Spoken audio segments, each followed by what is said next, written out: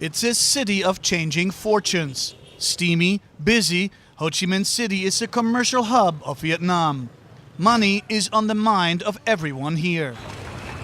Vietnam also currently holds the chairmanship of the Association of Southeast Asian Nations, or ASEAN, the increasingly powerful bloc poised for economic integration by 2015.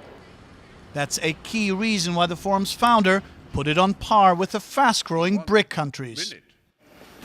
It came to my mind, we always talk about the BRICS, the Brazil, Russia, India, and China, of course.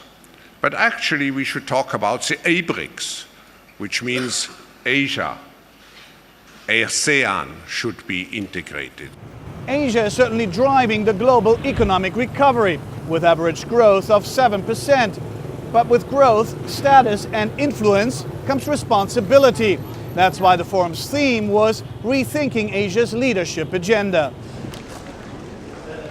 The leaders of Vietnam, Cambodia, Laos, Myanmar and Thailand all called for greater collaboration and participation, a rebalancing of the global economic governance.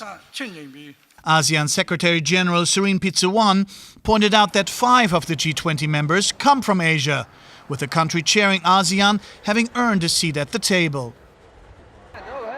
He also highlighted China's increasing influence within the Bretton Woods institutions. China certainly has improved its status. It's now the third most influential, or with highest vote, next to the US and next to Japan. And that increases the influence or the role of the developing economies as a whole, both in the World Bank and in the IMF. I think the contribution of China last year to the IMF, $52 billion is a very, very remarkable phenomenon coming from East Asia. Indonesia, which will host the forum next year, is the only member of ASEAN represented in the G20. We would certainly like to have better representation of views of emerging and developing countries in the G20. And obviously it leads into more voting rights and a voice and representation in the other multilateral agencies, whether it's the IMF, the World Bank, or even in the trading system in the WTO, and how to better represent the voice of Asia, not just Indonesia. Indonesia is in the process of tackling some of the key challenges the forum raised as barriers to competitiveness in Asia, namely corruption and poor infrastructure. You can be more competitive by being more clean. That's a really important attitude, and that business benefits, the economy benefits, and the people who want to develop, the people who want to grow, they benefit. Since 2004, Indonesia has been actively combating graft, establishing the Corruption Eradication Commission, which has led to the imprisonment of more than 500 people. On infrastructure too, Indonesia is progressing, with plans to build 20,000 kilometers of road over the next 5 years. I think on infrastructure, that's definitely priority number 1, number 2, and number 3, because we know that without overcoming the infrastructure bottlenecks, the growth rates that we are hoping and the investment flows that we are hoping for will not happen as quickly as we would like to. So we have prioritized power generation, road infrastructure, and port infrastructure. While Pangestu points to Indonesia's political and economic stability, the Thai Prime Minister hoped to win back investors at the forum in Ho Chi Minh City, his first trip following the government crackdown on the opposition Red Shirt movement. Clearly, what's been most affected is the tourism sector, and also business sentiment, and also consumer confidence. The second quarter might register something like 6% growth. I think that's still very possible.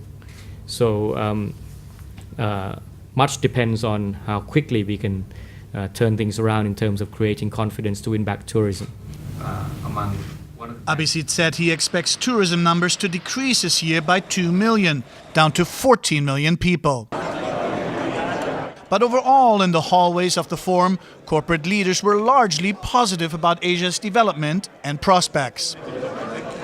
If you go back 10, 20 years, many of these economies were really dominated by state-owned enterprises. And I think one of the most exciting things that I've seen over the 18 years I've been in the region is that as those companies have been privatized, it sparks, a more aggressive approach to growing, better management. As they get shareholders expect better corporate governance, return on their investment, more transparency. I think that's great, and that drives more growth. The next step, optimizing the value chain. Indonesia doubled its education spending over the past 7 years, and Malaysia is introducing its new economic model, aimed at transforming the country into a high-income knowledge and innovation-based economy. Look at the trade flows, look at the investment flows. People are coming here, they're investing here, and I think over the next 5 years you're going to start to see innovation from this part of the world start to spread to other parts of the world.